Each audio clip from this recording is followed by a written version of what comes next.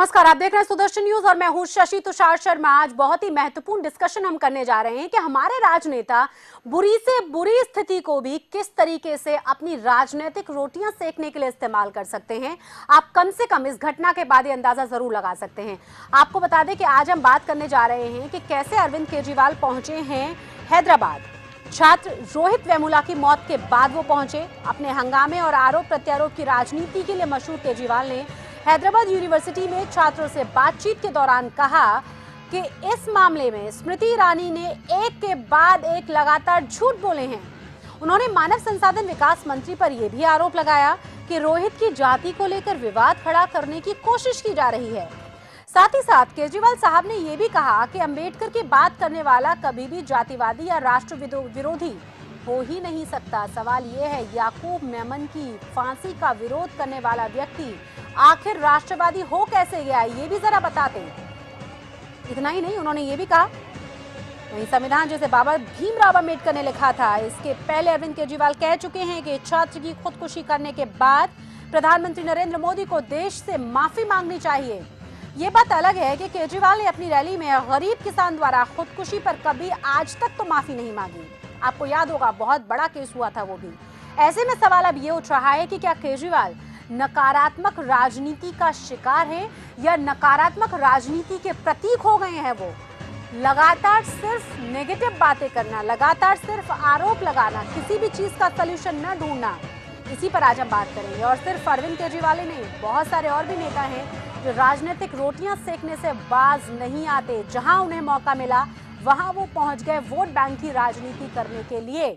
इसी पर चर्चा करेंगे। तमाम खास मेहमान हमारे साथ जुड़ेंगे, लेकिन उससे पहले हम आपको दिखा देते हैं कि हमारे राजनेताओं की इसके बाद प्रतिक्रियाएं आई क्या क्या हैं।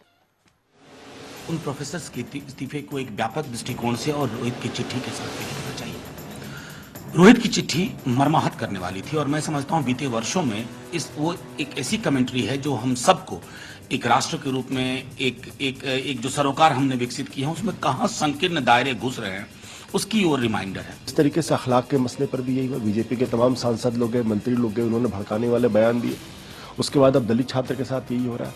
तो समाज के जितने भी हाशिए पर जो समाज है उसके प्रति जो बीजेपी और आरएसएस का रवैया है ये बहुत ही खतरनाक रवैया है। ये आज भी मनुस्मृति के जमाने में रह रहे हैं और उसी मानसिकता के तहत काम कर रहे हैं। मैं फिर कहना चाहता हूं कि दलितों का मसला बहुत संवेदनशील मसला है। बाबा साहब अंबेडकर ने बहुत पहले ये कहा था कि इस देश पर हिंदू राज अपने आप में एक बहुत भयानक विपत्ति होगी। ये समरसता के खिलाफ होगा, समता के खिलाफ होगा, बंधुत्व के खिलाफ होगा। इसको हर हालत में रोकना चाहिए। हैदराबाद यूनिवर्सिटी में इससे पहले भी 7 लड़के सुसाइड कर चुके हैं। ये दलित विरोधी एक्टिविटीज का माइंडसेट का अड्डा बन चुका है। हमारी हमदर्दी उन तमाम शिक्षकों के साथ है जो इस घटनाक्रम से चिंतित है। उनके इस तरह के प्रायोजित पॉलिटिकल प्रोपेगेंडे से किसी को प्रभावित होने की जरूरत नहीं है। अगर आप देखें तो कांग्रेस पार्टी हर हफ्ते एक प्रायोजित पॉलिटिकल प्रोपेगेंडा और हर महीने एक मंत्री का इस्तीफा। उन्हें ये भी मालूम है कि ये सरकार जो है वो देश के विकास के लिए, देश के गरीब, देश के कमजोर तबकों के विकास के लिए काम कर रही है। कांग्रेस पार्टी को मोबिलाइज करने के लिए नहीं कर रही है। और इस तरह के जो एक्सपोज पॉलिटिकल प्रोपेगेंडे हैं कांग्रेस के, वो हर महीने एक्सपोज होते हैं, हर हफ्ते एक्सपोज होते हैं, हर दिन एक्सपोज होते हैं। इसीलिए हमने कहा कि जब उनके घोटालों का घड़ा फूटा तो वो हुल्लड़ का कुल्हड़ बन गए और इनके इस हुल्लड़ के कुल्हड़ को पूरा देश देख रहा है और बहुत जल्दी वो भी हुल्लड़ का कुल्हड़ भी फूटेगा। हमने अपने दर्शकों को दिखाया क्या किसने कहा है। हमारे साथ हमारे दोनों ही मेहमान जुड़ गए हैं। हमारे साथ राजेश यादव हैं, कांग्रेस के नेता हैं। साथ ही हमारे साथ है मुजफ्फर हुसैन गजाली जो कि आम आदमी पार्टी के नेता हैं। आप दोनों का ही स्वागत है। शुरुआत में आपसे करना चाहूंगी यहाँ पर राजेश यादव, आपने सुना कि क्या कहा आपके लिए बीजेपी की तरफ से? ना, बीजेपी ने जो कहा उनको अपने घोटाले नजर नहीं आते हैं। मध्य प्रदेश मुख्तार अकबर नकवी कह रहे थे जी, घोटालों पे बात कर रहे थे, तो उनको अपने गलीबान में भी झांकना चाहिए, मध्य प्रदेश में भी देखना चाहिए। जिस तरह से घोटाले जान पे लोगों की जान गई कितने व्यापम में करीबन 40-50 लोगों की, तो वो भी अब नजर आना चाहिए। ये क्या है, मुद्दे को गुमराह करते हैं मुद्दा कहीं होता है, घोटाले पे ले जाते हैं। घोटाले का विषय नहीं था, विषय कुछ और था। हाँ, बिल्कुल आप उस पर आ जाइए। विषय कुछ और था और ये कहाँ घोटालों पे ले गई, क्योंकि इन पे जवाब देने के लिए होता नहीं है, तो इसीलिए जब फंस जाते हैं तो दूसरी चीजों में गुमराह करते हैं। अब देखिए, जो ये दलित नेता थे जी, 5 जो छात्र थे, इनका पहले तो ये दलित नहीं थे, ये ओबीसी छात्र थे। इनके परिवार ने मान लिया है, तमाम पेपर से सामने रखे जा चुके हैं। तो अब दलित से आप ओबीसी पे आ जाइए। अब बताइए। अब देखिए, ऐसा है कि छात्र छात्र है वहाँ, तो चलिए छात्र छात्र मानिए, दलित नेता मत कहिए फिर। तो ना, जो जब सारे आ रहे हैं, आपकी स्मृति ईरानी जो मिनिस्टर हैं, एचआरडी मिनिस्टर हैं, उनने खुद कहा है। भाई स्मृति ईरानी ने जो कहा है मैं वही बता रही हूँ आपको। उनका परिवार कह रहा है उस छात्र का कि हम ओबीसी हैं, हम दलित नहीं हैं। मैंने छात्रों उनके परिवार का बयान नहीं देखा है। हाँ। बाकी आप कह रहे होंगे, ठीक है, आपने पेपर्स के बिना पर कह रही हूँ, तमाम पेपर से सामने आ चुके हैं। लेकिन स्मृति ईरानी का भी बयान आया था कि हमने जो दलित प्रोफेसर को वहाँ उनके मतलब जो कमेटी बनाई थी, उसमें वो प्रमुख थे, हेड थे उसके। तो इस तरह का उनका भी बयान आया है। तो देखिए, बात ये है कि जब ये निलंबन इनका हो गया था जी, तो एक बोर्ड बैठाया था विश्वविद्यालय ने। जब बोर्ड बैठा रहा तो बोर्ड में क्या है, डॉक्टर जो अनुपमा राव थी, उनसे बाकायदा उनके बयान को रिकॉर्ड किया गया। थोड़ा शॉर्ट में जल्दी से बताएं। रिकॉर्ड किया गया था, वो सारी प्रक्रिया हम सबको मालूम है। ठीक है ना, जब बयान रिकॉर्ड करा गया था तो ये राजनीति किसने करी? जब उन्होंने वहाँ सिफारिश कर दी कि भाई इन जो छात्र 5 छात्र हैं, इनका कोई कसूर नहीं है, बेकसूर हैं, और इनका निलंबन वापस लिया जाए जी। तो 15 दिन बाद ऐसी फिर राजनीति क्यों हुई उस जगह? ठीक है, एक तो मुझे लगता है कि कांग्रेस के पास शायद जानकारियां कम रहती हैं। मैं एक बार ना आपको बयान सुनवा देती हूं, जिस तरीके से रोहित वेमुला की मदर ने बयान दिया था। उनकी मां ने बहुत साफ शब्दों में मीडिया के सामने कहा था कि वो ओबीसी हैं, दलित नहीं हैं। वो हमारे दर्शकों को भी सुनवा देती हूँ ना, आप भी एक बार देखिए। అమ్మ నీ పేరేం పేరమ్మా? వేముల రాఘవమ్మ. వేముల రాఘవమ్మ. మీ ఇప్పుడు చనిపోయాడు కదా రోహిత్ అనే అబ్బాయి, నీకేమవుతాడు? మనవడు అవుతాడు. మనవడు ఏ విధంగా అమ్మా? పెద్ద కొడుకు. పెద్ద కొడుకు పేరు? వేముల మణికుమార్. ఏం క్యాస్ట్? వడ్డెర. ఇప్పుడు పెద్ద కొడుకు భార్య పేరు? వడ్డెర. రాధిక. రాధిక. వాళ్ళు క్యాస్ట్? వడ్డెర. వడ్డెరాసనా? ఇద్దరు ఎక్కడోళ్ళు? అమ్మాయిది గుంటూరు, మాదేమో గురిజాల. గురజాల. ఓకే. పెళ్లి ఎప్పుడు అయిందమ్మా? పెళ్లి ఇయర్ గుర్తులేదండి. ఓకే, సరే సరే. అమ్మ నీ పేరేం పేరమ్మా? వేముల రాఘవమ్మ. వేముల రాఘవమ్మ. మీ ఇప్పుడు చనిపోయాడు కదా రోహిత్ అనే అబ్బాయి, నీకేమవుతాడు? మనవడు అవుతాడు. మనవడు ఏ విధంగా అమ్మా? పెద్ద కొడుకు. పెద్ద కొడుకు పేరు? వేముల మణికుమార్. ఏం క్యాస్ట్? వడ్డెర. ఇప్పుడు పెద్ద కొడుకు భార్య? अब ये सवाल उठता है राजेश जी, इंटरनेशनल लेवल पर जब तमाम चीजें पहुंचाई जाती हैं तो कई बार वहां पर भी तमाम जानकारियां न होने के बाद बातें कह जाती हैं। अगर हम राष्ट्रीय स्तर पर भी बात करें तो वही हाल यहाँ पर नजर आ रहा है। आप कह रहे हैं दलित, जबकि उनके परिवार की तरफ से उनकी दादी का बयान आपने देखा, वो ओबीसी हैं। मैं आऊंगी आपके पास, उससे पहले मैं मुजफ्फर हुसैन गजाली से बात करना चाहूंगी। हमारे साथ आपको बता दें अशोक चौहान भी जुड़ गए जो कि बीजेपी के नेता हैं। आपका भी बहुत स्वागत है। उससे पहले गजाली साहब, सवाल मेरा आपसे ये कि दिल्ली के शकूर बस्ती के बारे में क्या आपको जानकारी है, हो क्या रहा है यहाँ पर? शकूर बस्ती में कोई इतना बड़ा इशू तो नहीं हो रहा जिसको हम नेशनल मीडिया पे डिस्कस करें। माफ करिएगा अगर आपको ये लग रहा है तो मैं फिर अब बताना शुरू करूं शकूर बस्ती में हुआ क्या है। मेरा सवाल ये है जी, कहीं पर भी कुछ गलत हुआ है, एक राजनेता की जिम्मेदारी है कि वो उसके बारे में बात करे। आप ये मानते हैं? तो मालदा आपको क्यों नजर नहीं आया? आपको शकूर बस्ती क्यों नजर नहीं आई? ये तो आप ही के राज्य की बात हो रही है। क्या सिर्फ राजनीति के लिए, सियासत के लिए आप राजनेता बने? आप तो सबसे अलग हटने की बात कह रहे थे ना। देखिए, मैं आपको ये बता दूं पहले कि रोहित की जो डेथ है जी, और उन 5 साइंटिस्टों की जो डेथ है, वो एक देश का ऐसा नुकसान हुआ है जिसकी भरपाई आसानी से नहीं हो पाएगी। माना, ठीक है। ठीक है। दूसरी बात यह है कि उनके साथ पूरा देश की सहानुभूति होनी चाहिए है। आम आदमी पार्टी इस मामले में बढ़ चढ़ के काम करती है, और आम आदमी पार्टी की सहानुभूति मालदा के साथ होगी क्या?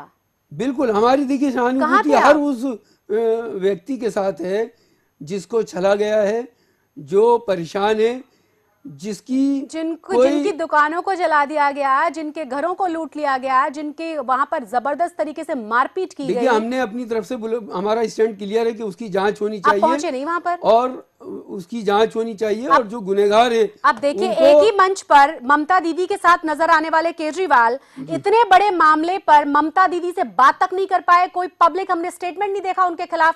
वो पहुंच क्यों नहीं पाए? हैदराबाद तो पहुंच गए, उससे पहले वो दादरी भी पहुंच गए थे। तो सिलेक्टिव राजनीति आपको क्या नजर नहीं आती? अगर इस तरह की आप बात करें तो बहुत सारे ऐसे सवाल उठते हैं कि बहुत सारे लोग बहुत सी जगह नहीं पहुंचे। और ये कई बार पॉसिबल नहीं होता कि हर आदमी हर जगह पहुंच पाए। देखिए, मैं आपको मिसाल देता हूँ। हो गई ना फिर? जी, मैं मिसाल देता हूँ कि जब हमारे माननीय प्रधानमंत्री जी गुजरात के चीफ मिनिस्टर थे, तो वो बिहार के उन लोगों के घर चले जाते हैं जो एक रैली के दरमियान मरते हैं। लेकिन तो आप क्या वही हमारे बॉर्डर पे मरने वाले, सुन लीजिए, पठानकोट में मरने वाले लोग जो हमारे शहीद थे, हमारे सैनिक थे, उनके घर नहीं गए जबकि खुद बेंगलुरु में मौजूद थे। क्या आप बीजेपी तो जैसे आप इस बात हैं? को छोड़ दीजिए। गजाली जी, आप बीजेपी जैसे नहीं है ना, आपसे तो अलग उम्मीद थी। हम तो वही बात हम कह रहे हैं। देखिए, वही बात हम कह रहे हैं कि वहां मौजूद होते हुए एक आदमी नहीं जाता है। हम तो ये कह रहे हैं कि हम उन तमाम लोगों के साथ हमारी सहानुभूति है। आपकी क्या सहानुभूति शकूर बस्ती के लोगों के साथ है जो दिल्ली में ही है? बिल्कुल है। हमने उसके लिए जांच कमेटी बनाई है। हमारे लोग वहाँ गए हैं, हमारे लोग जाके रिलीफ का काम किया है। हमारे लोगों ने उन लोगों से मुलाकातें की हैं। आपकी शायद नॉलेज में बात नहीं होगी। मैं आपके नॉलेज में और चीजें डाल दूं। वहां इतनी बुरी स्थिति हो गई थी कि वहां इतनी ज्यादा बुरी स्थिति हो गई थी कि किसी भी हिंदू का बाहर निकलना दूभर हो चुका था। वहां पर जुबान खोलने के लिए कोई तैयार नहीं था, वहां पुलिस कोई काम करने के लिए तैयार नहीं थी। जबकि दिल्ली की मैं बात कर रही हूँ, शकूर बस्ती की मैं बात कर रही हूँ, और इस मुद्दे को हमने कई बार पहले भी उठाया। आपको ये भी पता होगा कि दिल्ली की पुलिस जो है वो दिल्ली सरकार के अंडर में नहीं है, नहीं तो वो सेंटर के अंडर में तो कई बार हंगामा और सेंटर ही प्रायोजित तरीके पे जो चाहता है वो करवाता है। हम उसकी बार बार शिकायत कर चुके हैं माननीय अशोक चौहान जी। ये तो आपने और हम होम मिनिस्टर साहब से दिल्ली में रहते हुए पुलिस का आप इस तरह से इस्तेमाल कर रहे हैं। आप सुन रहे हैं ना क्या कहा जा रहा है आपके लिए? मैं अपनी बात को कहूँ, आप मुझे समय देंगे? बिल्कुल। देखिए, पहली बात तो मैं संवेदना प्रकट करता हूँ छात्र के प्रति जिसने आत्महत्या की। कारण जो भी हो, उसके परिवार को जस्टिस मिलना चाहिए, उसकी सच्चाई सामने आनी चाहिए।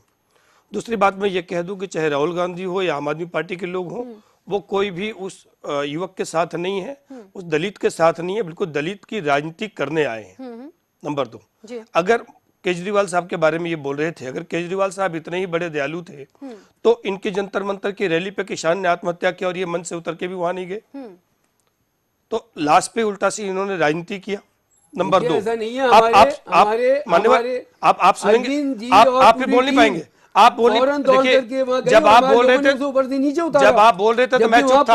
आप एक बार भी नहीं बोल पाएंगे, मैं आपको बोलने दूंगा पूरे डिबेट में। जब आप बोल रहे थे तो मैं चुप था। कहिए, आप कहिए। आप अब शब्द भी मत बनिए, आप सुनिए पहले। हाँ, एक एक करके बात कर लेते हैं, हम कहिए। देखिए, केजरीवाल जी में वो आदत है जो एक मक्खी की होती है, वो पूरे शरीर में नहीं बैठता है, लेकिन जहां उसको घाव दिखे वो वहीं बैठता है। ये जो राजनीति है देश की और जो ये लोग राजनीति कर रहे हैं, इसमें 3 कारण है। एक तो ये है कि इनमें और राहुल गांधी में प्रतिनिधिता हो रही है। अगर वो पंजाब जाते हैं तो ये भी पीछे चले जाते हैं, वो दादरी जाते हैं तो केजरीवाल भी चले जाते हैं। इन दोनों में ये है कि मोदी से लड़ने वाला कौन है, मुख्य विपक्ष में नेता कौन है, ये दोनों में प्रतिस्पर्धा है। आज मैं एक बात और पूछना चाहता हूं लोगों से, बड़े हर बार आरोप लगाते हैं कि मोदी जी ने ये किया, मोदी जी ने वो किया, मोदी जी ने थप्पड़ मरवाया, मोदी जी ने सही डलवाया। आपके ही पार्टी के नेता, आपके ही एक व्यक्ति ने चिदम्बरम पे जूता मारा था, आपने दिल्ली में उसको टिकट दिया। तब क्या उस समय लोकतंत्र आपको याद नहीं था? आज किसी ने स्याही दिया तो आपके जान पर खतरे आ गए। ये बढ़ावा किसने दिया? नंबर 1, आपके ऊपर जब कोई राजनीति करता है तो आपको तकलीफ होती है, और जब दूसरा आपके साथ करता है तो उसमें मोदी जी आ गए। अगर कोई कार्य करता है या कोई असंतुष्ट आपसे है, उसने स्याही फेंक दिया, तो उसमें देश के प्राइम मिनिस्टर कहाँ थे क्या? आज आप लोग जिस ताकत के साथ, जिस उसके साथ लेके वहां जा रहे हैं, ये देश को किस तरफ ले जाना चाहते हैं? देश में आपने हिंदू मुस्लिम बांट दिया, अखलाक मरे थे वहां पे सब चले गए, राहुल जी मैंने वही सवाल उठाया नहीं कि राहुल गांधी जी से के, लेके उसके अरविंद बाद पीछे पीछे ये केजरीवाल चले तक तमाम लोग गए। दादरी पहुंचे, आप लोगों को दादरी नजर नहीं आया, आप लोगों को उसका मालदा नजर नहीं शशि आया। मैं एक बात पूरा कर दूं, और आप ये समझ लीजिए कि ये चीजें जब बिहार में चुनाव आया तब आपके वार्ड वापसी वाले आ गए थे, अवार्ड वापस कर रहे थे, अब फिर आ गए हैं, बीच में चले गए थे। ये चीजें देश की जनता भी समझ रही है और ये प्री प्लान है। देश के जहां भी चुनाव होता है आप सब लोग मिलकर मोदी जी को रोकना चाहते हैं और देश की सरकार को बाधा पहुंचाना चाहते हैं। देश की जनता भी जानती है और आपको जवाब देगी। मैं आऊंगी आपके पास। मैं गजाली जी पहले बता दूं कि जो आपने कहा कि बांटने का कार्य कर रहे हैं, तो बांटने का कार्य कौन कर रहा है ये जनता भी जानती है, बखूबी जानती है। और यहाँ के लोगों ने वो बार बार ये साबित भी कर दिया है, खुद गुजरात में बता दिया जो लोकल बॉडी इलेक्शन हुए कि बांटने का काम कौन कर रहा था, और अभी बिहार में बता दिया कि बांटने का काम कौन कर रहा था। लोकसभा में भी आप दिल्ली में लड़े थे, लोकसभा को जाने दीजिए, और आगे जो 5 स्टेट का आने वाला है, आपने दिल्ली की जनता वहाँ भी जनता बता दीजिए मुजफ्फर कि बांटने का काम कौन कर रहा है। सुन लीजिए, और मैं एक बात और मुजफ्फर साहब आप सुन लीजिए पहले, मेरी आपने ये बोला था, आपने आपके नेता ने कहा था कि दिल्ली छोड़ के नहीं जाएंगे, हम माफी मांगते हैं, और फिर आप पंजाब की तरफ जा रहे हैं, फिर आंध्र की तरफ जा रहे हैं, फिर बिहार की तरफ जा रहे हैं। ऐसा कोई ये कहाँ है वादा आपका? आपके मुख्यमंत्री ने कहा था कि मैं आप भविष्य में दिल्ली वालों को छोड़ के नहीं जाऊंगा। मैं तो दिल्ली का कौन सा काम रुक रहा है? अशोक चौहान, दिल्ली में कौन सा काम हो गया आपका? आप बताइए ना कौन सा काम हो गया? अशोक चौहान, अभी आप दिल्ली में सिवाय विवाद के, सिवाय ड्रामा के, सिवाय झूठ कपट के आपने एक भी काम दिल्ली में किया बताइए? करके दिखाए, हमने पानी फ्री दिया, हमने किसको कौन सा दिया? काम रोका? किसको पानी दिया? और बीच बीच में किसको पानी दिया आपने? सरकार किसको दिया? आपकी सेंट्रल आप गवर्नमेंट मुझे बता दीजिए कौन हमारे से? कामों में रुकावट पहले डाल आप रही है। सुन लीजिए, हर चीज में रुकावट डाल रही है। पता नहीं आप क्या हो गए, सब पूरा राजेश यादव जी माफ कीजिएगा, सरकार है वो वो जाने आपके पास जा रही दीजिए। है, राजेश आप यादव रिकॉर्ड जी, कर रहे हैं। राजेश आपने यादव कौन जी, से झुग्गियों में बिजली का बिल लगवा दिया? अशोक जी, आपने कौन से झुग्गियों में पानी का बिल लगवा दिया? अशोक जी, इशू राजेश यादव पहले मेरा सवाल सुन लें। दिल्ली की बात बस आप दिल्ली का मेरा सवाल सुन लें। आप मत बोलिए, आप दिल्ली राजेश वाले यादव का काला धन आया है, दिल्ली का बात एक करके सेकंड, हमने जो कर दिया वो कोई नहीं कर राजेश पाया यादव अभी जी तक। माफ करिएगा, मेरा एक सवाल है। राजेश यादव जी, जब अटल बिहारी वाजपेयी थे तब कमान आई थी शीला दीक्षित के हाथ में, तो हम ये भी नहीं कह सकते कि केंद्र में उन्हीं की सरकार रही, उन्हीं की पार्टी की सरकार रही, तो बहुत कोऑर्डिनेशन रहा। कोऑर्डिनेशन तो अटल बिहारी वाजपेयी के समय में भी शीला जी ने रखा होगा। उन्होंने तो ये नहीं कहा मैं पानी इसलिए नहीं दे पा रही, मैं ये काम इसलिए नहीं कर पा रही क्योंकि हमें एलजी काम नहीं करने दे रहे हैं। क्या सिर्फ आरोप और सिर्फ आरोप लगाकर आप आगे बढ़ सकते हैं? नहीं, बात आरोप की नहीं है। जो आम आदमी पार्टी कर रही है। सीबीआई को किस तरह इस्तेमाल किया आपके सामने है वो। अरे सर, रिक्शे वाले ने आपको थप्पड़ मारा, सुनिए तो तो आप सही। आज आपकी सरकार है, आप जाते राजेश रहिए। यादव जी से जवाब ले ले, तो थोड़ा शॉर्ट में जवाब दीजिएगा। दूसरा मेरा सवाल है, जो अरविंद केजरीवाल कह रहे हैं कि ये अंबेडकर को मानने वाला छात्र था जो राष्ट्र विरोधी हो ही नहीं सकता। मेरा छोटा सा सवाल, याकूब मेमन की फांसी का विरोध करने वाला छात्र और उसका गुट क्या राष्ट्र विरोधी नहीं है? देखिए, पहली बात जो आपने कही केजरीवाल जी के प्रेमी, केजरीवाल ने के जो कोऑर्डिनेशन और हंगामा और आरोप जी, क्योंकि जब एमसीडी में उस समय भी बीजेपी की सरकार थी, हम सेंटर में थे जी, तब तो उनका पैसा जो नहीं भी रुका फंड था, बनता सैलरी था, तभी भी जो मिलते भी थे। उनको सैलरी नहीं रुकी जी, और देते रहते थे। अब ये क्या है, केजरीवाल और बीजेपी दोनों एक जैसे हैं, क्योंकि केजरीवाल साहब ने अभी जो ईवन और ऑर्डर जो है उसमें आपने देखा होगा, कई करोड़ रुपए बर्बाद मीडिया में बड़े बड़े वो दिए, और उनके एक साल का 35 करोड़ रुपए जो सैलरी होती है जी, और महीने के हिसाब से कितने 4 करोड़ के आसपास जो बैठेगी मेरे शायद ध्यान से, तो इतने से ज़्यादा के तो उन्होंने ऐड दे दिए। अगर वो उनको एमसीडी को ही दे देते तो कुछ एमसीडी के जो सफाई कर्मचारी हैं उनकी सैलरी आ मेरे जाती। दूसरे सवाल का जवाब दीजिए, दूसरे- जिस पे आज हम हाँ। रोहित वेमुला पे बात कर रहे हैं, दूसरा उस मुद्दे क्या को है भटकाते नहीं हैं। कि राष्ट्र यहाँ- विरोधी क्यों नहीं था वो छात्र? राष्ट्र विरोधी वो पूरा गुट क्यों नहीं है? याकूब मेमन जो आतंकवादी था, सुप्रीम कोर्ट से जिसको फांसी की सजा दी जा चुकी थी, अब बताइए संविधान के हिसाब से सुप्रीम कोर्ट है? संविधान किसने बनाया? ना संविधान नहीं तो फिर अंबेडकर को फॉलो करने वाले आप कैसे बन गए? बाबा साहब ने तो संविधान बाबा बनाया था। साहेब के तो आप किसी भी चीज को मान ही नहीं रहे।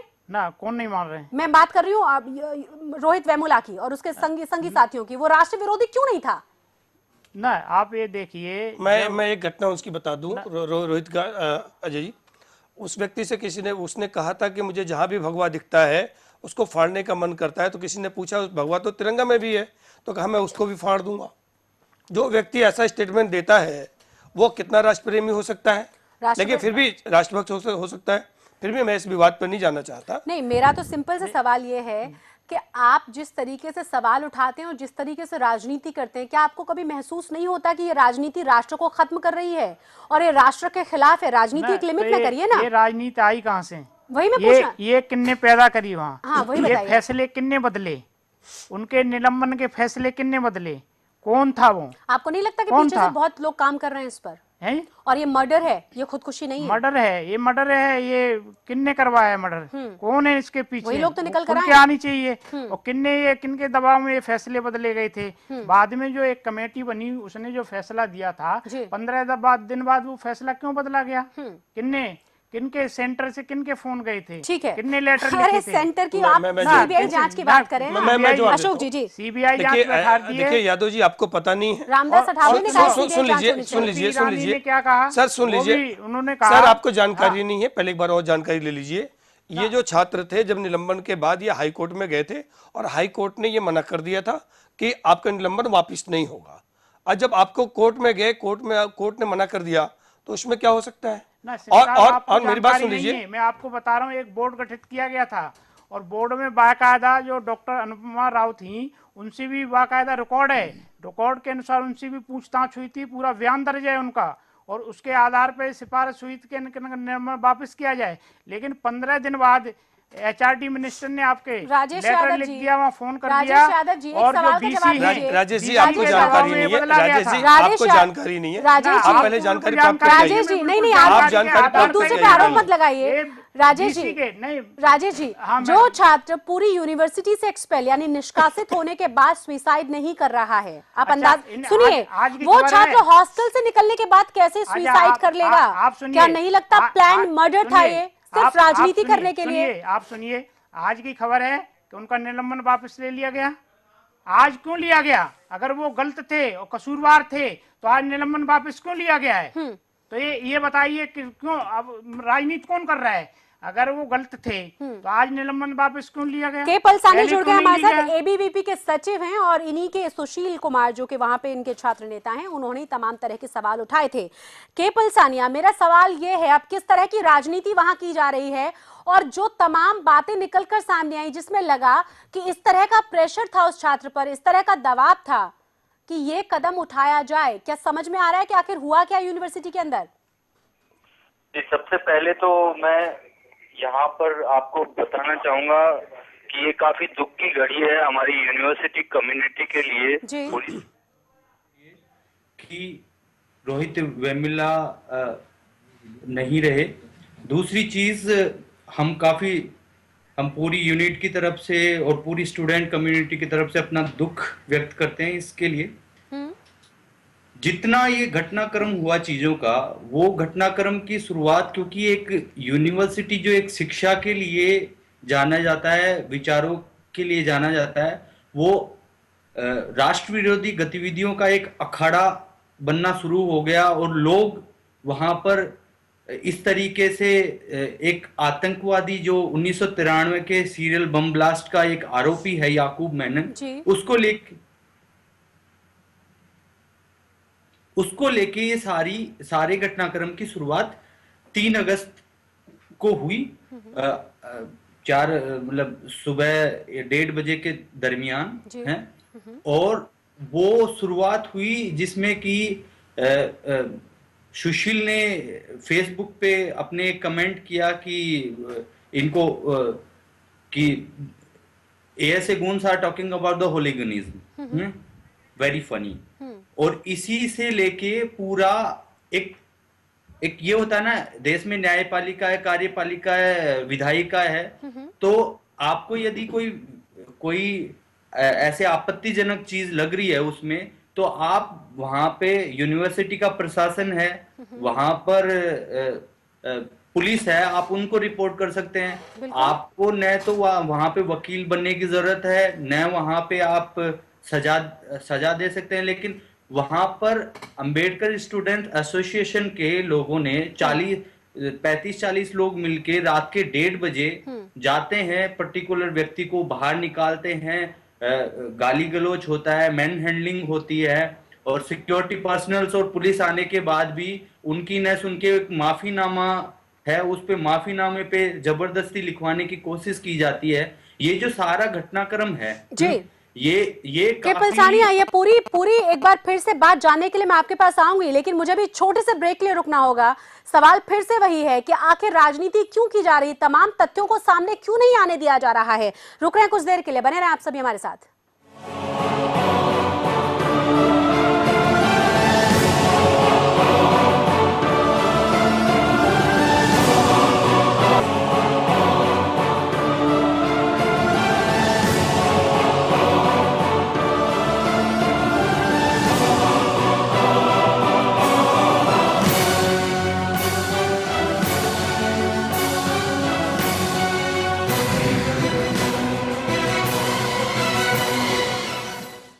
ब्रेक के बाद आपका स्वागत है। हम बात कर रहे हैं कि किस तरीके से रोहित वेमुला की मौत के बाद उस पर राजनीति की जा रही है। अरविंद केजरीवाल हैदराबाद पहुंचे, तमाम तरह के सवाल उन्होंने वहां उठाए। सवाल फिर से वही उठाया जा रहा है, जिस तरीके से तमाम चीजें वहां चल रही थी, कोर्ट वहां देख रहा था, बात फिर से वही कि क्या ये प्लान मर्डर था, क्योंकि रामदास अठावले ने कहा कि इस पूरे मामले में सीबीआई जांच हो, उस छात्र पर अलग तरीके का प्रेशर था और कौन कौन लोग उस पर दबाव बना रहे थे ये भी पता होना चाहिए। इलेक्शन को देखते हुए इस राजनीति को एक बार फिर से खेला जा रहा है, जो बिहार इलेक्शन से पहले नजर आई थी। हमारे साथ हमारे तमाम खास मेहमान जुड़े हुए हैं। मुजफ्फर हुसैन गजाली, मेरा सवाल आपसे ये भी है कि क्या सिर्फ मोदी का विरोध करना केजरीवाल की राजनीति रह गया है क्या? नहीं, देखिए, हमारा माफ कीजिएगा, किसी का विरोध करना हमारी राजनीति का हिस्सा बिल्कुल नहीं है। फेंकने में नरेंद्र मोदी कहां से आ जाएंगे? मैं बता रहा हूँ, हमारा कोई भी ऐसा सोचना नहीं है कि हम किसी का विरोध करें, किसी पर एलिगेशन लगाएं। हम आए थे कि हम अलग तरह की राजनीति का एजेंडा सेट करेंगे इस देश के अंदर, और उसके लिए हमने अपनी तरफ से कोशिशें की हैं। हम आंदोलन से निकले हुए लोग हैं और आंदोलन के तरीके से ही लोगों को, पब्लिक के काम को पब्लिक के बीच में जाकर करने का इरादा रखते हैं और कर रहे हैं। देखिए, प्रॉब्लम कहाँ पर आती है कि जब जब हम कुछ करने की कोशिश करते हैं। एग्जांपल देती हूँ आपको, आपने मैं पहले पूरी कर दूं अपनी बात, उसके बाद आप कहिएगा जो आपको कहना कहिए। मैं शॉर्ट में कह रहा हूँ हाँ। कि जब जब हम कोई भी काम करते हैं तो हमारे काम में रोड़े अटकाए जाते हैं, हमको काम करने नहीं दिया जाता है, हमारी चीजों को इस तरह से तोड़ मड़ोड़ के पेश किया जाता है कि जिससे हमारी पोजीशन, हमारी जो छवि है वो खराब हो जाए। तो ये चीज तो कोई भी पार्टी या कोई भी आंदोलनकारी बर्दाश्त नहीं कर सकता। अच्छा, मेरा सवाल ये बताइए, ऑड इवन में आपको केंद्र सरकार की तरफ से कोई अड़ंगा दिखाई दिया? आपने पहले ही डिक्लेयर कर दिया था, केजरीवाल के स्टेटमेंट की मैं बात कर रही हूँ, कि इसे सफल नहीं होने दिया जाएगा, जबकि मिस्टर बस्सी का पूरा समर्थन आपके हाथ में रहा, सफल भी रहा वो आपका जो प्रयोग था, बेशक उसके रिजल्ट चाहे ना निकले हों। दूसरा, स्याही फेंकने में भी नरेंद्र मोदी का हाथ है। आप ये बताइए, नरेंद्र मोदी पूरे देश में राजनीति कर रहे हैं या सिर्फ आपके खिलाफ राजनीति करते रहेंगे? किसकी बनाई हुई है आप ये बता दीजिए। नरेंद्र मोदी की बनाई हुई है? नहीं, किसकी बनाई हुई, मैं ये बात नहीं कर रहा। मैं माननीय प्रधानमंत्री का नाम नहीं ले रहा, लेकिन किसकी बनाई हुई है आप बता दीजिए। अशोक चौहान उसकी कार्यकर्ता थी, उसने किस मकसद से फेंकी, ये चीज अभी इन्वेस्टिगेशन में पता लग जाएगी। मैं इनकी दो बातों पे तो बहुत सहमत हूँ। जैसे इन्होंने कहा कि हम लोग एक अलग तरीके की राजनीति करना है, वो तो ठीक है, देश की जनता देख भी रही है कि अलग तरीके की राजनीति कर रहे हैं। दूसरा, इन्होंने कहा कि हम आंदोलन से निकले हुए लोग हैं। मैं कहता हूँ आंदोलन से निकले हुए नहीं, आंदोलन से निकाले हुए लोग हैं जी। नंबर 2, इस पर मेरी आपत्ति है। अब मेरी सुन लीजिए, आंदोलन जो हुआ था वो किसी और के नेतृत्व में हुआ था, जो आज वो पॉलिटिक्स में नहीं है, और आप लोग आंदोलन से निकल के राजनीति में आए हैं। फिर क्या हमने बोला था क्या कि योगेंद्र यादव को या प्रशांत भूषण को ऐसे बोलने की लात मारा जाए इनको पीछे? ये आम आदमी सेना उन्हीं में से निकला हुआ है, जो इनके फॉलोअर थे, इन्हीं में से बने हुए हैं, भाजपा के कार्यकर्ता तो है नहीं। फिर अब ये सारी चीजें जो आप कर रहे हैं उसका देश की जनता भी जानती है, और देश की जनता इसको परिणाम भी अब समझने लगी है कि जब भी चुनाव आता है। आप लोगों से मेरी आपत्ति सिर्फ एक ही है देश का चुनाव, मेरी आपत्ति सिर्फ यही है कि सारी घटनाओं को एक नजरिए से ना कांग्रेस देख पाती है, ना आम आदमी पार्टी देख पाती है। बीजेपी का स्टैंड भी पूछना पड़ेगा। मालदा आपको नजर नहीं आया, दिल्ली का शकूर बस्ती आपको नजर नहीं आया, आपको दादरी नजर आ गया, आपको हैदराबाद नजर आ गया। शशि जी मेरी बात सुन लीजिए, की राजनीति करेंगे शशि जी आप सुन लीजिए, जो अखलाक का हुआ वहां भी हम थे, मालदा में हुआ वो भी कराने में ही थे, जो मालदा में हुआ आपके चैनल और 2-3 जो चैनल है वही लाए, और बीजेपी के सारे नेता वहां खड़े रहे उनके साथ, और यही एक कारण है कि वो नेशनल पटल पे आया भी, वरना देश की मीडिया उसके नाम पे चर्चा करने के लिए भी तैयार नहीं। सही बात है। और जहां तक की बात है, देखिए हमको देश चलाना है, देश में बहुत वादे किए, वो वादे भी पूरा करना है। हमें झूठ बोलने से काम चलने वाला नहीं है, और ना हम पाखंड करने वाले हैं, ना हमको कोई थप्पड़ मारने वाला है, ना हम पे कोई शाही फेंकने वाला है।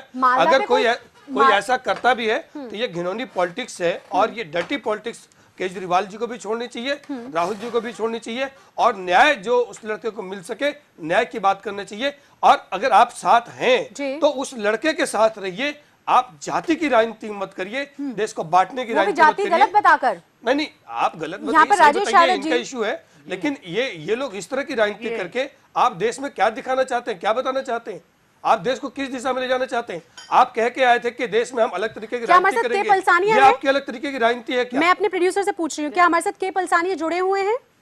के पलसानिया जी, मेरा सवाल ये है आपसे, जो छात्रों की वहां राजनीति हो रही है, जो चीजें बार बार उठाई जा रही हैं, और आपने जैसे शुरुआत की, तमाम चीजें रिपोर्टिंग के जरिए हम लोगों को पहले ही बता चुके हैं, वहां पर किस तरह की राजनीति थी, क्योंकि रामदास अठावले ने कहा है कि एक अलग तरह का प्रेशर उस स्टूडेंट पे था।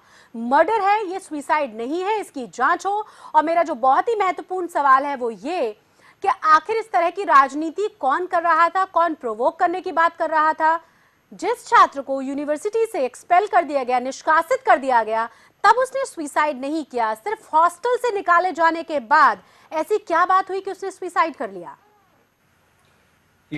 सबसे पहले तो मैं जो एक बहुत महत्वपूर्ण तथ्य है उस पे मैं सबको वो दिखाना चाहूंगा जी। सारे लोग ये कह रहे हैं, गजाली साहब, यादव साहब, कि ये कहीं ना कहीं एक जातिवादी पॉलिटिक्स हो रही थी, एंटी नेशनल एक्टिविटीज नहीं चल रही थी। ये पोस्टर है उस चीज का कि किस तरीके से वहां पर एंटी नेशनल पॉलिटिक्स चल रही है, किस तरीके से एक स्लोगन आता है, तुम कितने याकूब मारोगे, हर घर से एक याकूब निकलेगा। बताइए। ये बिल्कुल देख पा रहे हैं, सुन भी पा रहे हैं, ये पोस्टर्स वायरल हो चुके हैं, सबने देखे हैं, ये भी जानते हैं, बेशक डिनाई करें। आगे बताइए आप। तो आखिरकार जब ये सारी चीजें चल रही है इस कैंपस में, और वो यहाँ पर मेरी कई बार डिबेट हुई है कांचाई लैया साहब से, वो प्रोवोक करने आते हैं पूरे कैंपस को, यहाँ पर वो सीधा गालियां देते हैं, कुछ करते हैं। मैंने कई बार उनको मार्शल जी होडसन की इस्लाम पे काफी अच्छी किताबें हैं, वो भी सजेस्ट की है मैंने उनको, क्योंकि काफी वो तथ्यों को तोड़ मड़ोड़ के पेश करते हैं, और मैं बिल्कुल उनसे सहमत नहीं हो पाता हूं। यहाँ पर जब इस यूनिवर्सिटी में इनवाइट किया जाता है ओवैसी साहब को, और वो हेट स्पीच देते हैं, यहाँ पर इस तरीके से बांटो और राज करो की नीति चल रही है। संप्रदाय के नाम पे बांटा जा रहा है, धर्म के नाम पे बांटा जा रहा है, जाति के नाम पर भी बांटा जा रहा है। बिल्कुल। और इस तरीके से एक माहौल इस तरीके का पैदा किया जा रहा है कि जिस यूनिवर्सिटी में बच्चे पढ़ने के लिए आ रहे हैं, उनको एक तरीके से राजनीति में खींच के उनको मतलब इस तरीके से एक घिनौनी राजनीति तैयार की जा रही है। नहीं, सिर्फ इस्तेमाल किया जा रहा है, राजनीति में तो नहीं आने दिया जाएगा उनको पूरी तरीके से, उनको सिर्फ इस्तेमाल करेंगे हमारे तमाम राजनेता। बने रहे के पलसानिया हमारे साथ। राजेश यादव, आप मुझे एक चीज बताएं जी। ये इस तरीके के जो एक तरीके से ये जो चीजें चल रही है, जो लोग आ रहे हैं, तो ये बिल्कुल गलत है, कंडेमनेबल है। और इस मामले में, पर्टिकुलर इस मामले में देखा जाए तो एक स्टूडेंट का दायित्व होता है कि राष्ट्र विरोधी का यदि कोई चीज भी हो रही है, हमें सबसे पहला हमारा दायित्व बनता है हमारे राष्ट्र के लिए, दूसरा दायित्व बनता है हमारे माँ बाप के लिए। हम हमारे राष्ट्र में एक सुरक्षा व्यवस्था है, उसके प्रति यदि संजीदा है, और हमारी और जो कंसर्न है कंट्री मैं को समझ गई लेकर। आपकी बात को। और अगर आपको कोई दुविधा है, अगर आपको कोई दिक्कत है, अगर आपको किसी बात से परेशानी है, डर है, तो प्रशासन कब काम आएगा, हमारा लॉ कब काम आएगा, हमारा संविधान कब काम आएगा? राजेश यादव जी, बस एक सवाल का जवाब दीजिए। याकूब मेमन को फांसी जो हुई उसको कांग्रेस सही मानती है या गलत मानती है? ना किसके, जब हाँ या ना? कोर्ट ने जब ऑर्डर दिया था फांसी का, तब किन की सरकार थी? अरे आप मेरे सवाल का जवाब दीजिए ना। फिर राहुल गांधी वहां क्या करने गए थे अभी? राहुल गांधी अभी क्या करने गए? राहुल गांधी देखिए, वो कोई जो रौतेला है, वो कोई याकूब मेनन नहीं है। अरे ठीक है ना राजेश यादव जी, इस तरह से तमाम पोस्टर्स और होर्डिंग लेकर जो स्टूडेंट्स कह रहे हो कि आप एक याकूब मारेंगे, हर घर में याकूब पैदा होगा, तो आप अंदाजा लगा सकते हैं कि अंदर जहन में क्या क्या भरा हुआ है उनके। आप अगर आपको उनकी किसी चीज का विरोध है, विरोध के तरीके होते हैं, आप कोर्ट जाइए, कोर्ट में कहिए कि भाई गलत गतिविधियां कर रहे हैं। नहीं, राजनीति नहीं, राजनीति तो हुई है। अब मालदा में यादव साहब, आपके नॉलेज के लिए मैं बता दूं, ये मामला ऑलरेडी हाई कोर्ट में चल रहा था, हाई कोर्ट में हियरिंग होनी थी। ये जो घटना हुई उसके बाद में दूसरे दिन हाई कोर्ट में इसकी होनी थी। और आपको ये होना चाहिए कि एक लीगल प्रोसीजर से मामला पूरा चल रहा था शुरू से ना। लीगल में तो फिर ये राजनीति कहाँ से आई? आप देख रहे हैं, राजनीति तो कांग्रेस आम आदमी पार्टी और बाकी लोगों से आई है। आप लोगों ने की है राजनीति, तो आप लोगों ने शुरू की। एबीपी के जो आप लोगों ने करी है, बाकायदा जब उनका निलंबन वापस हो रहा था तो आपके एबीपी के जो अध्यक्ष हैं, उन्होंने उनका बयान दर्ज नहीं है क्या? उसमें उनका बयान दर्ज है, उसी बयान के आधार पर उनको निलंबित किया गया था। और एक आदमी फर्स्ट जो एग्जीक्यूटिव काउंसिल जो रिपोर्ट आई थी, उसके बाद में उनका पूरी तरीके से 6 महीने के लिए पूरी तरीके से उनको निलंबित कर दिया गया था। उसके बाद में उन्होंने 2 दिन तक पूरा ये जो एडमिनिस्ट्रेशन है उसको चलने नहीं दिया, पूरा उसको लॉक कर दिया। उसके बाद में उसको रिवोक किया गया और एक न्यू फ्रेश जांच हुई उसमें, और न्यू कमेटी बैठी, और उसके बाद में उसका ये डिसीजन आया। और उसमें एग्जीक्यूटिव काउंसिल है, आपकी प्रोक्टरल बोर्ड है और अन्य सुप्रीम बॉडी हैं जो कि पूरे मैटर में देख रही हैं। मामला हाई कोर्ट में भी था। और ये चीज आपको देखनी चाहिए कि आखिरकार ये जीएचएमसी इलेक्शन आते हैं या उत्तर प्रदेश के अगले इलेक्शन की ये आप यहाँ राजनीति कर रहे हैं। आप ये देखिए,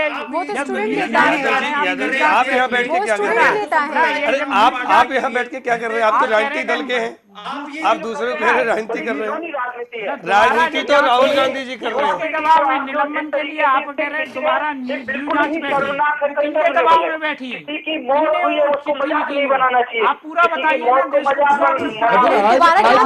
कैसे आ गया कि उनका निलंबन वापस लिया जाता है? दोबारा जांच मेरे राजेश यादव जी, नहीं आप मुझे जवाब दीजिए। गजाली जी मैं आऊंगी आपके पास। आप एक बात बताइए, उन्होंने इतना हंगामा किया कि प्रशासन पूरी तरह से वहां पर लुंज पुंज, बावजूद दबाव के इन छात्रों को लिया गया, फिर से एक फ्रेश कमेटी बिठाई गई। दोबारा जांच क्यों ना हो? जो कमेटी में सुनिए, पहले बात सुन लीजिए, आप पहले सुनिए, आप तत्व पहले आप देखिए। मैं देख चुकी हूं, तभी तो बता रही हूं आपको। जब बोर्ड बैठा और बोर्ड ने सिफारिश कर दी कि निलंबन ले लिया जाए, और क्योंकि 15 दिन उन्होंने प्रशासन को काम नहीं करने दिया। कितने दिन नहीं करने दिया? 2 दिन तक, 2 दिन तक बंधक बनाए रखा। 2 दिन में आप देखिए प्रशासन ये प्रेशर में वापस लिया गया था, ये प्रेशर में वापस लिया गया था। पूरी खबर को समझिए तो सही, ये ऑन रिकॉर्ड है। मैं अजय जी को जानकारी नहीं होगी, इसी विश्वविद्यालय में इससे पहले भी 6-7 घटनाएं आत्महत्या की हुई हैं। और जब कांग्रेस की प्रदेश में राज्य थी और कांग्रेस के ही केंद्र में भी राज्य थी जी, उसके लिए आप लोगों ने है तौबा क्यों नहीं मचाया? पुरानी चीजों को छोड़ दीजिए, जो अभी हो नहीं, मैं इनकी बात बोलता हूँ। और सुन लीजिए, सबसे ज्यादा आत्महत्याएं विदर्भ में किसानों ने आपके केंद्र शासन के राज्य में किया। आप कहा नहीं लगी है। आप देखिए चौहान साहब, आप जो चुनाव आता है तो अखलाक आ गए, टॉपिक मत बनाइए। और जगह चुनाव मुजफ्फर हुसैन गजाली मारा अखलाक को, किसने मारा? तो आप जांच कराइए ना, हम कैसे लेके आए? आप बताइए। नहीं, नहीं, राज्य के कानून सुनिए, पहले मेरी बात सुन लीजिए। राजेश यादव सवाल आपसे। राज्य की कानून व्यवस्था राज्य सरकार के हाथ में होती है और समाजवादी पार्टी के शासन आपके संगी साथी हैं वो, फिर आपको आप बोलिए, जांच उठाएं। आपने क्यों नहीं कार्रवाई की? नहीं, अगर राज्य में घटना हुई है तो राज्य सरकार इसके लिए जिम्मेदार है। इसके लिए आपने कटघरे में मोदी जी की सरकार को कर दिया, केंद्र सरकार कर दिया आपने, सिर्फ इसलिए बिहार में ध्रुवीकरण हो और बिहार में इसका फायदा हो। और आज कई राज्यों में चुनाव है, इसलिए आप लोगों ने ये दलित की किया कि इससे कि बीजेपी की छवि खराब हो जाए और बीजेपी को लोग दलित विरोधी करें। ये आपके षड्यंत्र इस बार देश में चलने वाला नहीं है। देखिए दोनों माफ करिए, दोनों को मैं रिक्वेस्ट करूंगी। के पलसानिया के मंत्री कुछ बोलते हैं, राजेश यादव, के पलसानिया कुछ दिखा रहे हैं। राजेश यादव सुनिए जरा और देखिए भी। के पलसानिया बताएं जरा क्या दिखा रहे हैं आप, जूम इन करके हम देख तो पा रहे हैं। वैसे सूर्य प्रताप सिंह एसएफआई से, स्टूडेंट फेडरेशन ऑफ इंडिया से वाइस प्रेसिडेंट का इन्होंने चुनाव लड़ा है, उसमें और उसके सीनियर मेंबर हैं। उन्होंने इन लोगों पे क्या कहा है? उन्होंने इन लोगों पे कहा है, मैं समरी में बता रहा हूं। Dear all SU friends, I would like to share some of my observation about the current political scenarios of SU. As I have seen that there is a political tussle going on between the two so-called mainstream political parties. This may create some division and contradiction. Now I'll be coming to the exact point. They might have completely forgotten that they are here to fight against a political ideology. They actually manhandled this person also, and he said like, I cannot forget all these things because he said that and he said that they wanted me to surrender in front of hooliganism and power, but they could not make me to do so. But today I appreciate the student of this campus community who are much more political aware and have the courage to stand up against their own, even when these people are in power and doing mishaps with the campus community. This type of things done by this particular organization, Ambedkar Students Association. अब आप अंदाजा लगाइए कि कितना संविधान को बनाने वाले शख्स को, बाबा अंबेडकर साहब को ये लोग फॉलो कर रहे हैं। आप तीनों ने सुना है। अब आप तीनों ही मुझे एक एक करके जवाब दीजिए कि आप अंदाजा लगा सकते हैं कि हो क्या रहा है। गजाली साहब, देखिए, मैं तो यही कहूँगा कि इस पूरे मामले की निष्पक्ष जांच होनी चाहिए और ये पता लगना चाहिए कि किस तरह के प्रेशर उन पर बिल्डअप हुए थे। तो बिना निष्पक्ष जांच के वहाँ पर अरविंद केजरीवाल क्यों स्मृति ईरानी से और बंडारू दत्तात्रेय से, क्योंकि उसमें सीधे सीधे उनका इन्वॉल्वमेंट नजर आ रहा है, गवर्नमेंट का इन्वॉल्वमेंट नजर आ रहा है, एक मंत्री का नाम आ रहा है उसमें। मंत्री का नाम कहाँ आया है? उसमें मंत्री का नाम आ रहा है। बताइए मंत्री का नाम कहाँ है? कि उनका भी प्रेशर उनके ऊपर था। कहाँ आया है? तो तमाम मीडिया में सब चीजें आ रही है, बराबर आ रही है। मंत्री का नाम आया कहाँ है? प्रूफ दिखा रहे हैं ना। मंत्री का नाम कहाँ आया है? राजेश यादव जी कहाँ आया है? मंत्री ने चिट्ठी लिखी थी। मंत्री का नाम कहाँ आया है इसमें? ना हम बता रहे हैं ना, बताइए। हाँ बताइए। सुनिए शशि जी, चिट्ठी HRD मिनिस्ट्री को लिखी गई, बंडारू दत्तात्रेय ने के द्वारा HRD मिनिस्ट्री को लिखी गई। तो इसमें आप कैसे साबित कर रहे हैं कि ये दोनों शामिल हैं? आप देखिए, और जब एक कमेटी की जांच पूरी हो गई और जांच पूरी होने के बाद आप गलत तथ्यों को फिर पेश कर रहे हैं। आप एक बात बताइए। अच्छा, एक सिंपल से एग्जांपल लीजिए। आपको एक्सपेल किया गया। राजेश यादव जी, आपको मानना पड़ेगा। चलिए, सब आपकी बात मान लेते हैं, तो आज उनका निलंबन वापस क्यों हो गया? आप शशि जी ये बता दीजिए, आज क्यों निलंबन वापस होने की राजेश यादव, कोर्ट पे विश्वास रखना चाहिए। तो मैं वही कह रही हूँ, तो आप कोर्ट पे विश्वास रखिए ना। कोर्ट पे विश्वास रखना चाहिए। गलत बता रहे हैं अभी भी मेरी डिबेट पे, गलत नहीं बता रहा हूँ मैं। आप मेरी बात सुनिए। आपने बहुत जबरदस्त हंगामा किया, आपने बहुत हंगामा किया, आपने 2 दिन काम नहीं होने दिया यूनिवर्सिटी में, प्रेशर में वापस लेना पड़ा उस निर्णय को। आप करें दोबारा जांच क्यों हुई? आप फिर गलत बताएंगे। आप मैं कह रहा हूँ उसको आप समझ नहीं रहे हैं। ठीक है, क्या जब जांच हुई तो डॉक्टर अनुपमा राव हैं, ये सुन रहे होंगे, पूछ लीजिए, सुन लीजिए ना। मैं आपको विद प्रूफ्स कह रही हूँ सर, ये तमाम चीजें पेपर्स एंड कोर्ट में हैं। मैं आपको गलत नहीं बता रही हूँ, आप गलत बता रहे हैं। आप कैसे गलत बता रहे हैं? उन्होंने नहीं लिखा, प्रेशर में उसको जो निष्कासित किए गए थे स्टूडेंट्स, 2 दिन में जांच हो गई थी बोर्ड की। आप फिर भी अब स्टोरी नहीं समझे। स्टूडेंट्स को निकाला गया, फिर से बता दीजिए। स्टूडेंट्स को निकाला गया, ये सब जानते हैं, स्टूडेंट्स को निष्कासित किया गया। इतना जबरदस्त हंगामा यूनिवर्सिटी में, सब एकजुट हुए, इतना हंगामा हुआ, काम नहीं चलने दिया गया। प्रेशर में आकर इस निलंबन को वापस लिया गया। कहानी ये थी जो आप बता रहे हैं वो नहीं उसके था। बाद फिर तो जांच कमेटी फिर बनाई गई क्योंकि यहाँ से तमाम स्टूडेंट जो सुशील कुमार है वो भी अगर जांच कमेटी कहेगी कि ये गलत हुआ था तो क्या हॉस्टल से निकाला जाना सही तो नहीं है? आप एक बच्चों को, छात्रों को एक खुले में सोने के लिए मजबूर कर रहे हैं। मतलब आप याकूब मेमन का पक्ष लीजिए, आप दूसरे छात्र को पीटिए, वो ठीक है। आप दूसरे छात्र को पीटिए और वो छात्र भी दलित है। आप ये नहीं कह सकते कि किसी दूसरे छात्र को पीटा है, वो भी दलित छात्र नेता है, उसको आप पीटिए, आप तमाम वहां पर हंगामा करिए। आप याकूब मेमन के फांसी का विरोध करते हुए कहिए कि हर घर में वहां पर याकूब मेमन पैदा होगा, वो ठीक है। आपको हॉस्टल से निकाला जाना गलत है, आप यही कह रहे हैं? अब देखिए अब आप कह रहे हैं जो है पीटा जो स्टूडेंट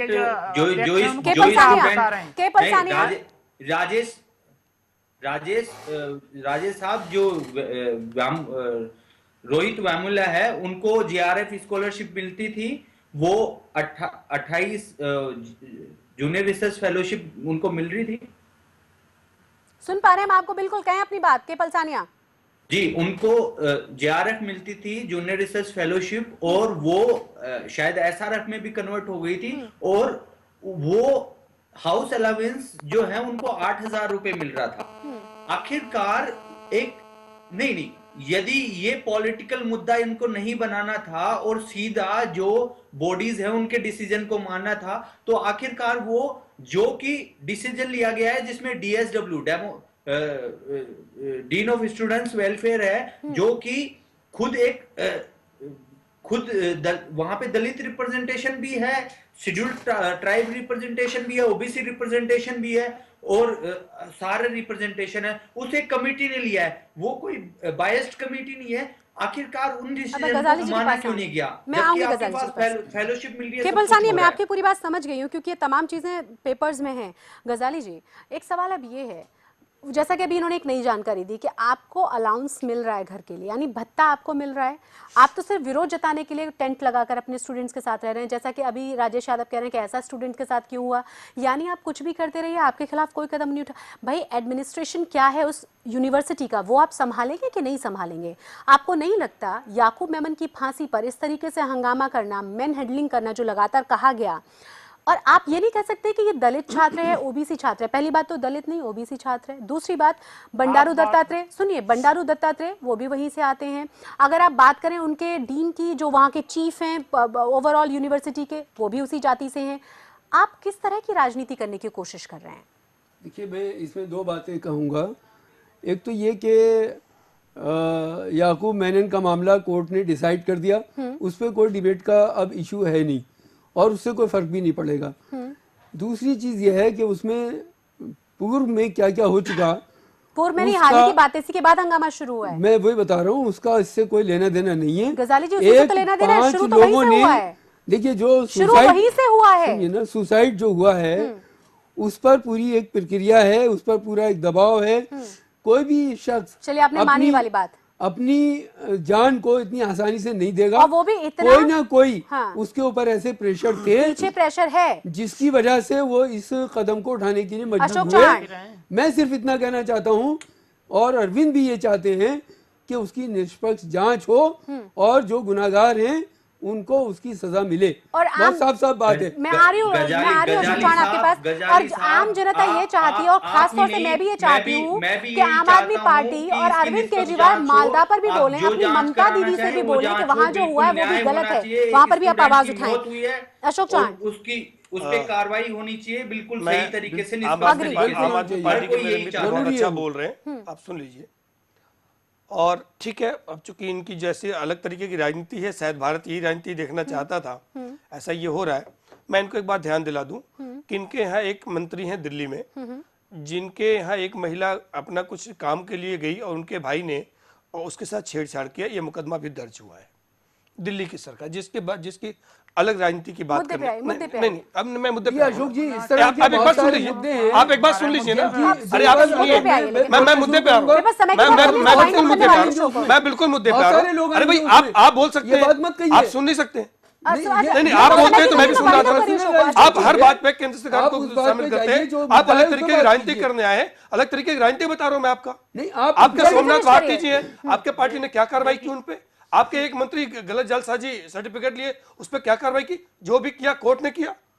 आप अगर आंदोलन से आए हुए लोग हैं और आप साफ सुथरी राजनीति करने आए तो साफ सुथरी राजनीति करिए।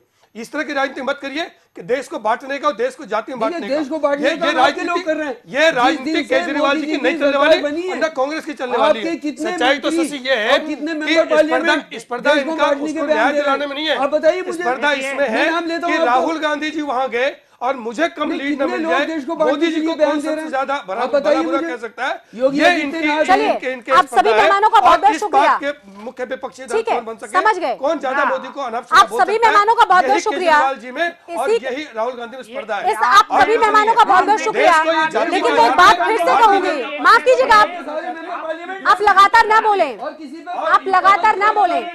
उम्मीद हम ये कर रहे हैं कि कम से कम सही कदम उठाया जाएगा। जो याकूब मेमन का पक्ष लेने वाले लोग हैं, उनके दिमाग में तमाम चीजों को भरने वाले लोग हैं, कदम उनके खिलाफ भी उठाया जाए। आखिर ये लोग हैं कौन? इसी के साथ इस शो में बस इतना ही। जय हिंद।